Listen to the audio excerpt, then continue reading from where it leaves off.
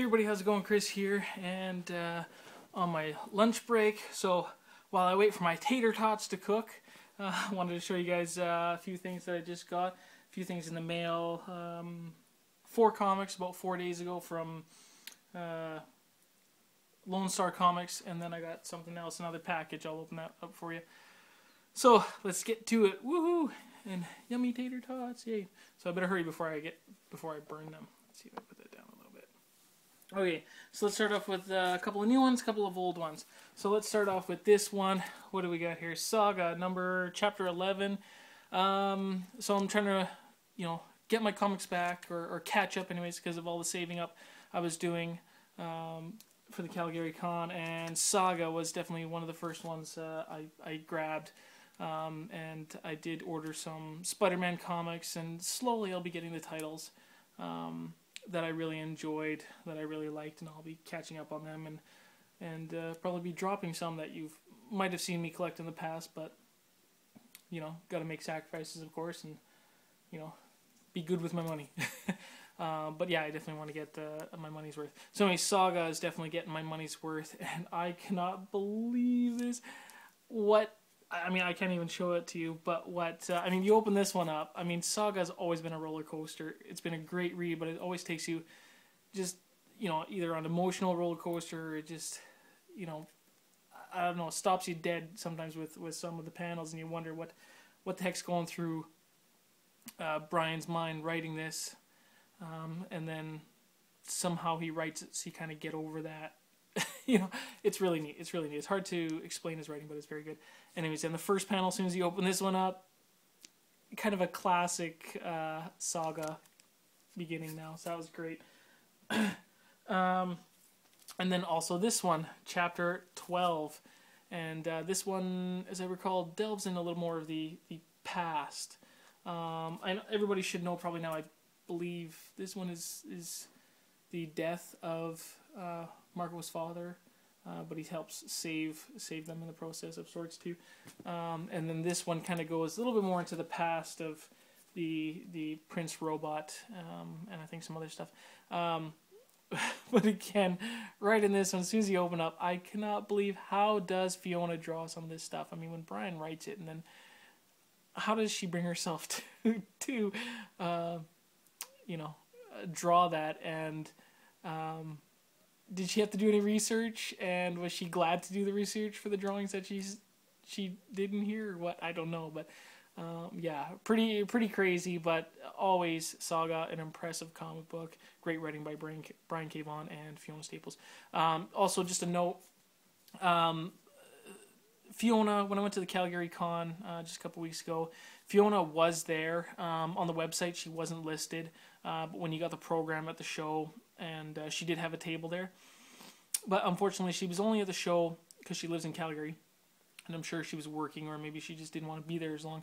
She was only showing up 2 to 3 hours a day. Other than that, her table was empty. So I never ended up going and seeing her and getting more signings from her, because I saw her last year. But if I did see her, what I really wanted to try to do was harass her into doing a sketch of Lion Cat for Scott. But sorry, Scott, unfortunately she wasn't there, so I couldn't harass her for you for that. Yeah, so I don't know for her. I don't know if she's either she was just working hard or she didn't want to be there, because I think as soon as Saga came in, she wasn't that well known of an artist, I don't think. And as soon as Saga came up, she just kind of skyrocketed to superstardom, basically. So I wonder if that's having an effect on her or not. Who knows? Okay, so let's move on here.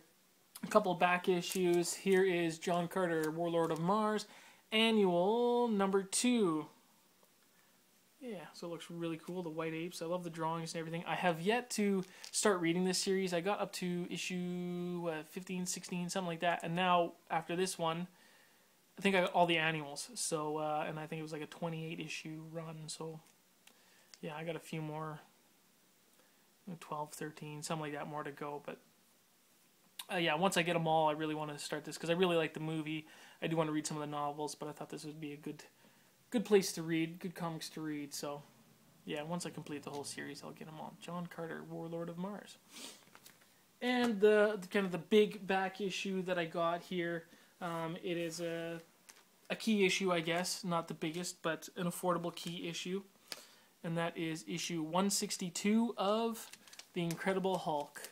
Lower grade, about 4.0, but great Herb Trimpe art here. Geez, I cannot remember the writing.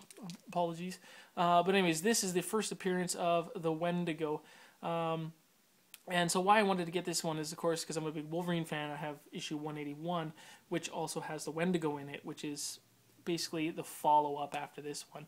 So after this 162, as far as I know, Wendigo did not appear until, you know, the 180 and 181 again, to follow up on this story. So I kind of wanted to know have the first appearance of the Wendigo, and kind of so that I would know more of the you know, the backup story, or, you know, the backstory of the Wendigo, and what the whole dealio was with the Wendigo in 181. So I think this was a really great comic to own. It was a great read, and it goes through this Canadian legend, native legend of persons, you know, resorting to cannibalism, and then they get turned into Wendigo. So there isn't just one Wendigo. This first Wendigo is Paul Cartier, I think his name is, and so he was the first Wendigo in, you know, the Marvel comics. But there are Wendigo. There are multiple Wendigos. But this was the first one in Marvel comics. So really great. I think it's a nice issue to have. Wendigo. And it's cool. I mean, Canadian. Gotta have that, right? Alright, so let's get to the last package here, and I believe I recall what this is. But let's open to make sure. If this is what I think it is. Should be pretty exciting and fun. It is! Woohoo! So the only thing that sucks for me is this packaging. So I'll show you the packaging. Basically, the item, which I think could be fragile, was just in a plain envelope, taped inside to the envelope. So that sucks. I'll read this. This is a personal note from the seller. But, okay, here it is. Okay, a couple of video games, but look at that. Just them taped together like this. Taped together, and then thrown in the envelope, which kind of sucks. I think, I mean, can be exposed to, you know, elements or banging and smashing in the mail service.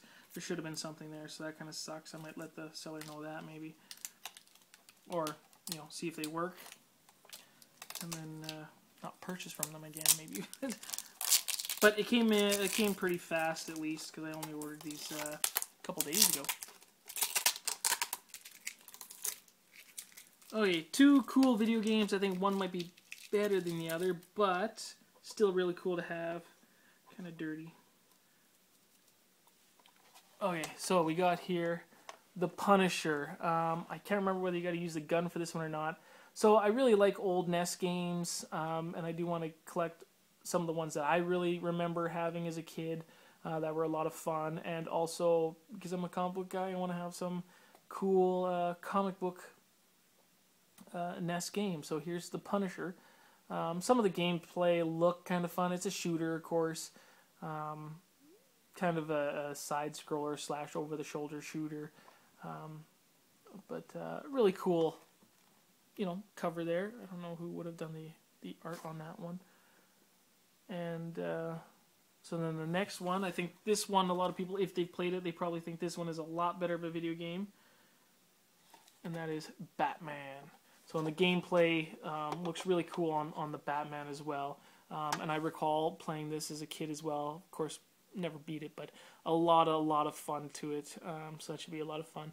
So there you go. A couple of comic books, a couple of video games, and over time we'll probably get a few more. So my question to you guys is, for these video games, do you kind of like them? I mean, I'm sure you can look up online, you know, on YouTube, all the gameplay, but you know, in a video, in the background or something, do you want me to show you a little bit of the gameplay?